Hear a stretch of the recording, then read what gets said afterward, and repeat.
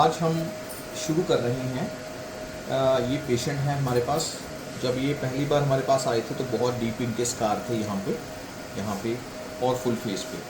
होता क्या है कि जो एक्ने होते हैं वो ख़त्म हो जाते हैं, लेकिन जो स्कार्स हैं जिसको डीप पिटेड स्कार हम बोलते हैं या पिट्स बोलते हैं, वो सारी उम्र के लिए छोड़ जाते हैं। तो इनके हमने 2 ही प्रोसीजर किए हैं।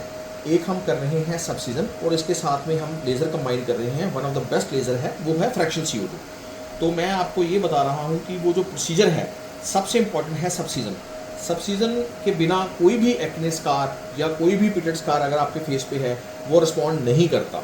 अगर हम ये कहते हैं कि आपको प्रॉब्लम है एक्ने स्कार की और सिर्फ लेज़र से ठीक हो जाएगा तो ये नहीं होता।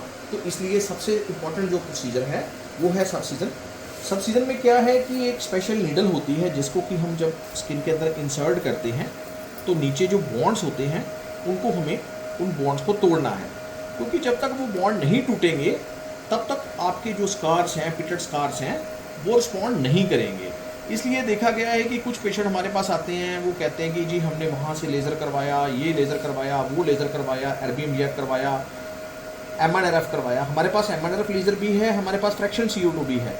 दोनों ही लेज़र बहुत इफेक्टिव हैं, लेकिन हमें दोनों लेज़र के साथ में जो है सबसीजन को भी कंबाइन करना पड़ता है, क्योंकि अगर हम सबसीजन कंबाइन नहीं करेंगे तो सुपरफिशियल तो लेज़र उसको इम्प्रूव करेगी, लेकिन जो नीचे से बॉन्ड्स बन गए हैं उनकी जो ब्रेकेज है वो नहीं होगी। इसलिए इनको हमें ये करना है। जैसे मैं आपको दिखा रहा हूँ कि ये जो प्रोसीजर है ये सिंपल एक स्टेप है। तो ये जो स्टेप है ये बहुत ही एक इम्पॉर्टेंट पार्ट है इसका। तो हार्डली 2 मिनट लगते हैं, लेकिन ये बहुत ही एक यूज़फुल स्टेप है किसी भी स्कार के लिए।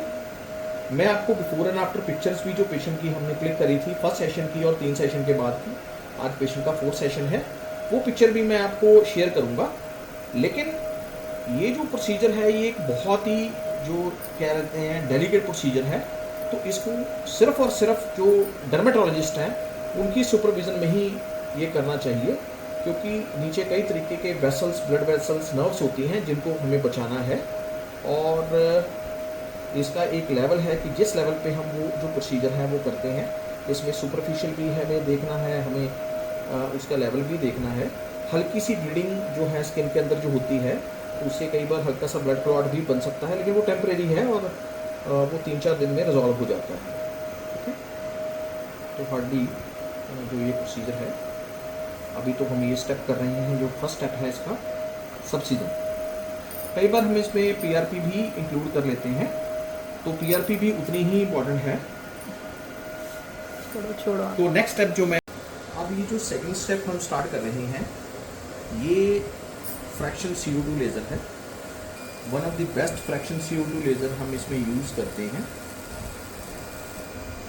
तो फ्रैक्शन CO2 लेज़र क्या करती है कि ऊपर की जो स्किन है उसको रीसरफेस करने में हेल्प करती है। जैसे मैंने पहले भी बताया था कि ना तो अकेली फ्रैक्शन CO2 लेज़र ही इसमें इफेक्टिव है, कोई भी laser fraction CO2, micro needling, RF, erbium zag, ना ही अकेला जो है जिसको हम कहते हैं कि सबसीजन या कोई भी प्रोसीजर इंक्लूडिंग PRP या माइक्रो नीडलिंग इसमें इफेक्टिव है। तो सब प्रोसीजर्स को जब हम कंबाइन करते हैं तभी जो डिज़ायरेबल रिजल्ट्स हैं वो हमें मिलते हैं। तो इसमें फ्रैक्शन CO2 के हमें 2 या 3 पासेस करने पड़ते हैं। तो ऑलमोस्ट इसमें जितना भी एरिया है वो पूरा का पूरा हमें कवर करना है। इसमें स्किन हल्की हल्की जो है वो ब्लैक होके फिर रीसरफेस होती है, और इसमें जो है 5 to 7 डेज़ का डाउन टाइम हम मान के चलते हैं।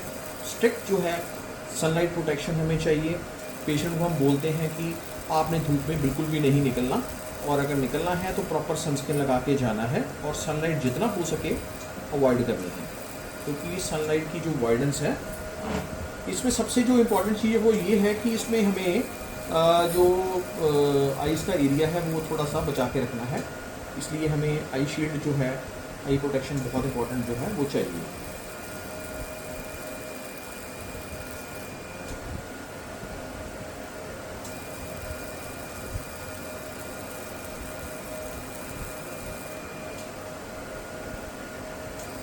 फेयर स्किन जो पेशेंट हैं उनमें तो हमें रेडनेस बहुत जल्दी दिखनी शुरू हो जाती है, underline that is and point.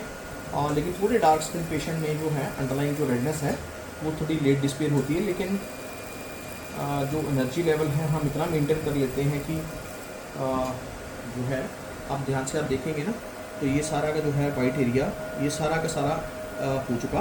और ये जो वाइट है ये एक एंड पॉइंट है कि हमें जो लेज़र है वो हमारा इफेक्टिव है और ये पूरा वर्क करेगा। तो ऐसे ही सेम टू सेम हमने ये जो साइड है इसको भी ऐसे ही कवर करना है, क्योंकि हम ऑलरेडी सबसीजन कर चुके हैं। तो सबसीजन जो है वो नीचे से हेल्प करती है स्किन को रिपेयर करने में, और जो लेज़र्स हैं वो ऊपर से स्किन को हील अप करने में हेल्प करती है। तो हमें दोहरा जो है वो यूज़ करना है इक्विपमेंट्स।